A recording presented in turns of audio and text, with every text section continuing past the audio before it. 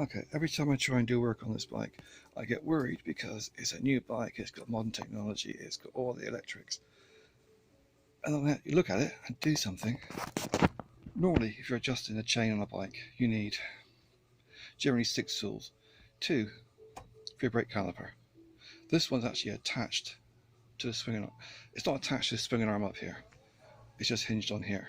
So, no spanner needed for that. You need 2 for your rear spindle. This one doesn't need 2 because it's seated. I normally need 2 at the same time for your adjuster.